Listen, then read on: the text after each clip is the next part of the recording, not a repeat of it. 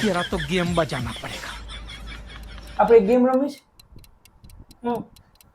જો હું એક નંબર અને એક કલર વિચાર લઈશ મનમાં અને તારે મને કહેવાનું કે મેં હું વિચાર્યું.